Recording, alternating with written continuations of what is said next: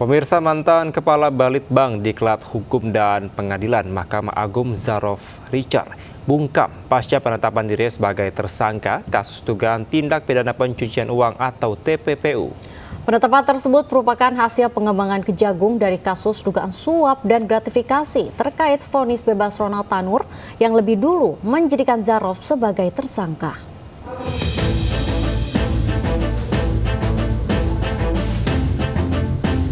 Pengadilan Negeri Tipikor Jakarta Pusat kembali menggelar sidang lanjutan kasus dugaan suap dan gratifikasi yang dilakukan mantan Kepala Balitbang Diklat Hukum dan Peradilan Mahkamah Agung Zarof Richard atas vonis bebas Ronald Tanur.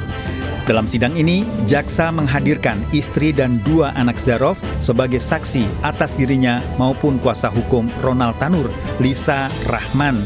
Namun Zarof keberatan jika istri dan anaknya menjadi saksi atas dirinya.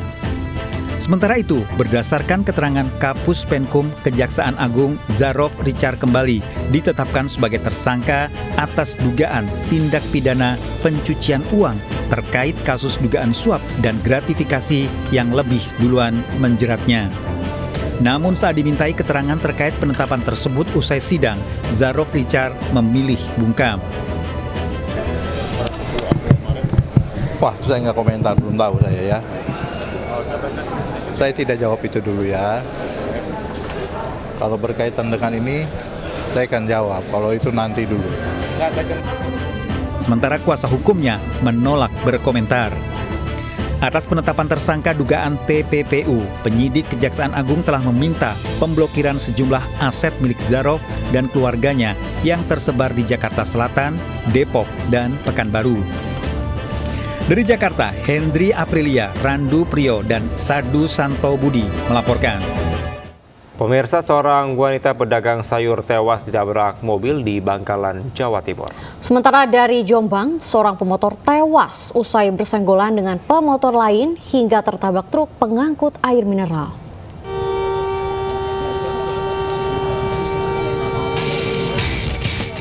Warga Kelurahan Bancaran, Kabupaten Bangkalan, Jawa Timur dikagetkan peristiwa laka lantas di Jalan Raya Gebang. Akibat peristiwa ini, seorang wanita penjual sayur tewas di lokasi kejadian. Insiden terjadi saat mobil melaju kencang menuju arah bandara. Mobil tiba-tiba oleng ke kanan menabrak sepeda motor penjual sayur dan ikan. Korban sempat terseret sebelum tewas, sementara mobil baru terhenti setelah menabrak tembok rumah warga.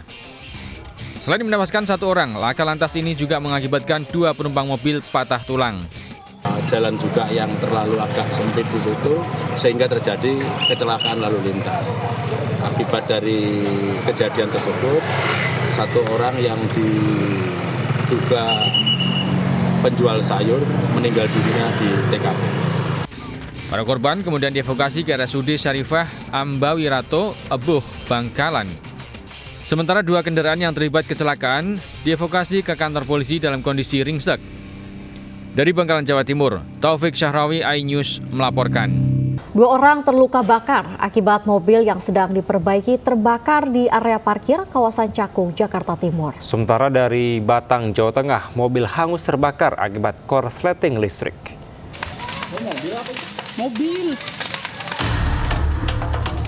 Beginilah kondisi kebakaran yang melanda sebuah mobil di Jalan Asairiyah, Cakung, Jakarta Timur Minggu malam. Kobaran api dengan cepat menghanguskan seluruh badan mobil yang sebelumnya sedang dalam perbaikan di area parkir umum. Api sempat merambat ke satu unit mobil lainnya. Akibat kebakaran ini, dua orang yang sedang memperbaiki mobil, Asroni dan Maulana, mengalami luka bakar. Petugas Sudin Damkar Jakarta Timur yang tiba di lokasi langsung berusaha memadamkan api agar tidak semakin meluas. Kebakaran diduga berasal dari konsleting listrik pada bagian mesin mobil, kemudian menyambar seluruh bodi mobil. Bagian tidak bisa diperkirakan karena ada pemasangan sedang di sini, memasang AC atau membetulkan AC, dan terjadi penyalaan. Kebakaran akhirnya berhasil dipadamkan dengan menurunkan sedikitnya 3 unit mobil pemadam kebakaran. Dari Jakarta, Rio Manik, iNews melaporkan. Pemirsa, armada Badan Keamanan Laut Zona Maritim Barat atau Bakamla Republik Indonesia menangkap sebuah kapal kayu yang membawa ratusan karung berisikan pasir timah senilai 13 miliar rupiah. Kapal tersebut diamankan di sekitar perairan Lingga, Kepulauan Riau saat akan menuju Pulau Mersing, Malaysia.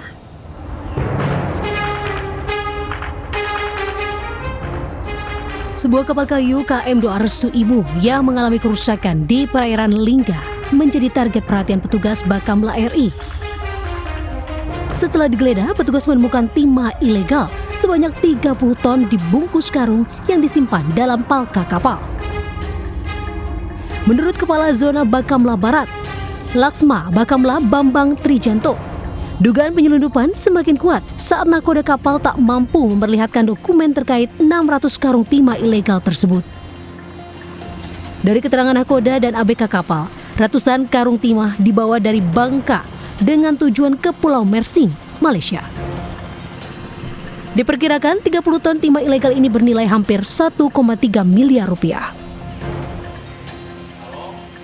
Berbelit-belit sehingga ada kecurigaan.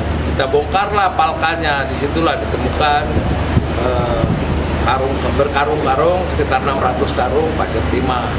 Di situ sehingga ada dugaan melaksanakan tindakan pelanggaran hukum, Pak, upaya penyelundupan pasir timah. Kapal beserta krunya itu ke Batu Ampar untuk penyelidikan lebih lanjut.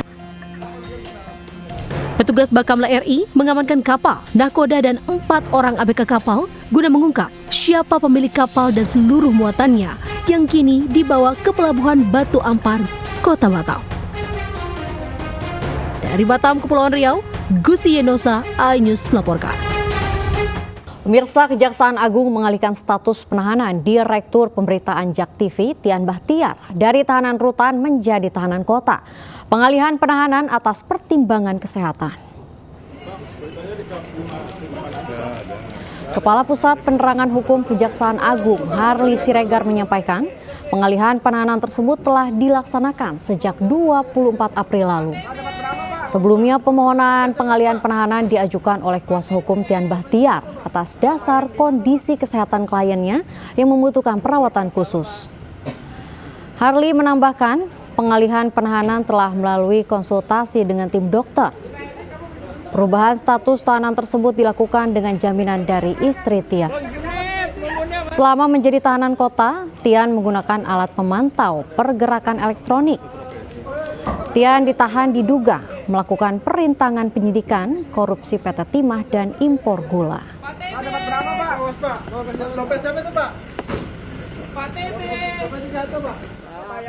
Bahwa ada alasan kesehatan sehingga penyidik setelah berkonsultasi dengan tim dokter ya berketetapan bahwa kepada yang bersangkutan sangat perlu dilakukan pengalihan penahanan. Bahwa ternyata yang bersangkutan ada riwayat sakit jantung dan sudah 8 ring dipasang ya, dan kemudian ada kolesterol dan di pernapasan.